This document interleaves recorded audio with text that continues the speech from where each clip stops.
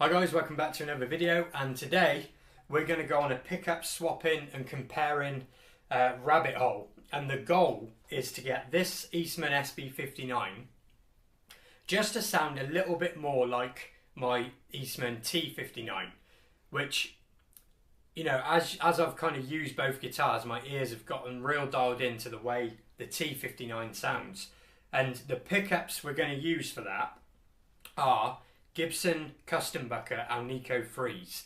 And the reason for that is because a friend of mine took them out of a 2018 Gibson R8, and obviously, you know, they're up for sale for a pretty good price. So, but also because they are unpotted, just like the pickups in the T59.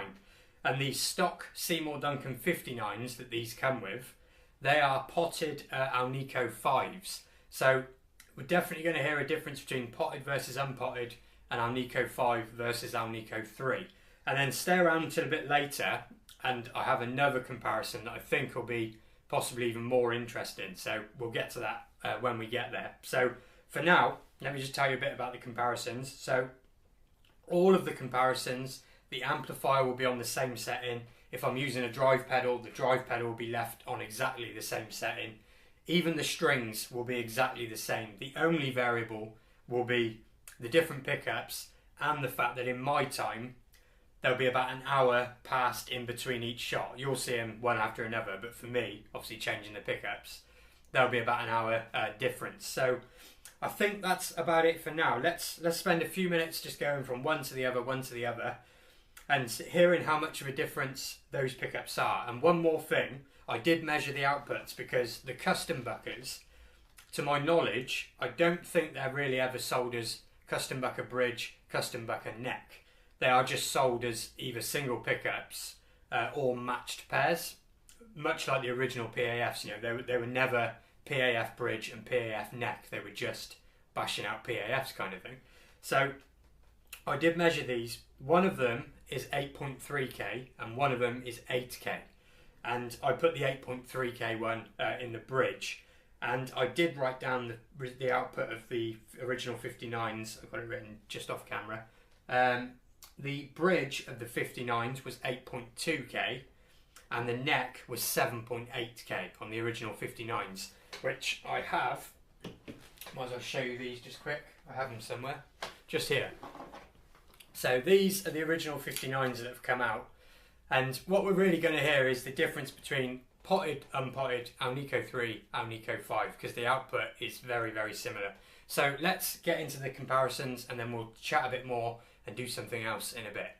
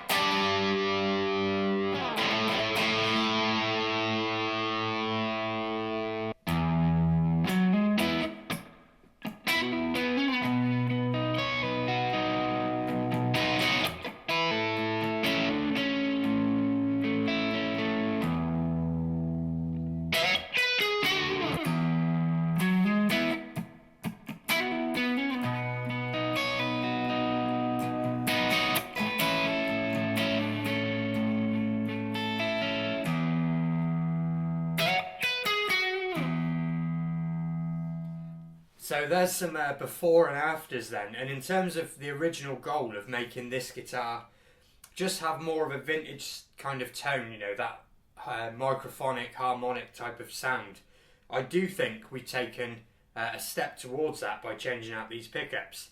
But there has been some things that I didn't expect. So the volume and tone controls before with the Seymour Duncan 59s, there was a lot more range on the pot. So for example, on the volume now, from 10 to about 6.5, 7 is basically the entire range, and similar thing on the tones unless you go all the way off.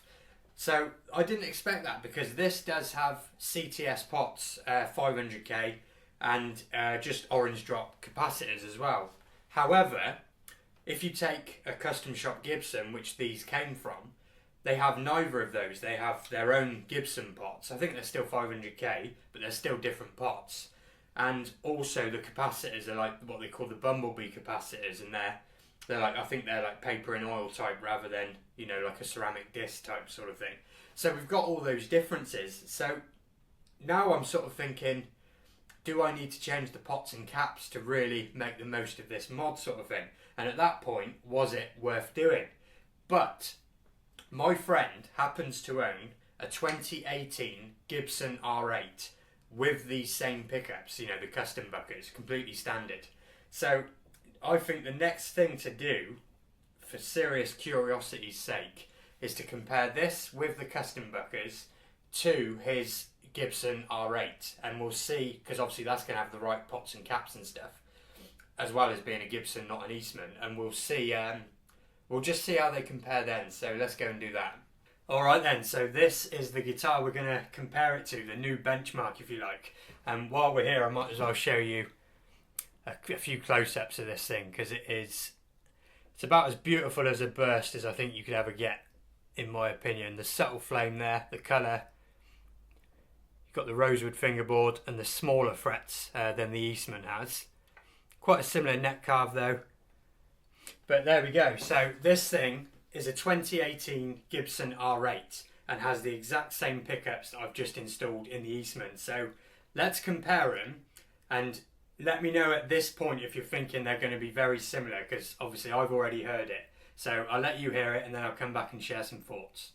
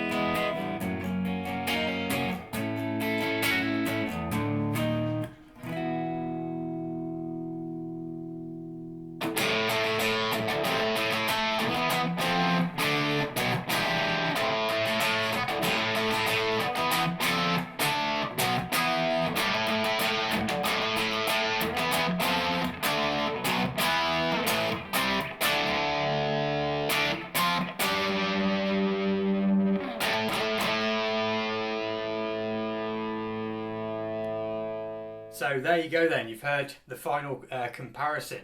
And like I said, bearing in mind, the exact same pickups from the exact same year. And to me, in here, I know you've only heard a little bit, but obviously I've heard, you know, a lot more, and we did try this on a different setup earlier. And to me, the Gibson just has even more of what I said earlier on I was looking for, that harmonic, rich, microphonic kind of quality. And this has definitely took a step closer, I think, to the Gibson sound, but somehow the Gibson still just has that more familiar sound. And I'm wondering if it's down to like the pots and the caps, because like I said, these Custombuckers, you know, are designed to be used with whatever pots and caps Gibson use, not CTS and orange drop. So I'm kind of left now thinking, is that where I should be going next, kind of thing. But let me know what you think. Maybe you prefer the Eastman. And don't forget as well that the Eastman, even with these pickups, is 3 times more affordable than a custom shop Gibson. And I've never hid the fact that this is a dream for me. A custom shop Gibson, despite owning the Eastmans, is still like very much so, you know, in my heart sort of thing. But they are seriously expensive, and Gibson makes sure the absolute best of what they can do is locked up in a custom shop guitar. So let me know what you think. You know, like I said, maybe you preferred the Eastman, and I'm going to have a think about changing the pots and caps as well to see if we can get even closer. So thanks for watching, and I'll see you again very soon.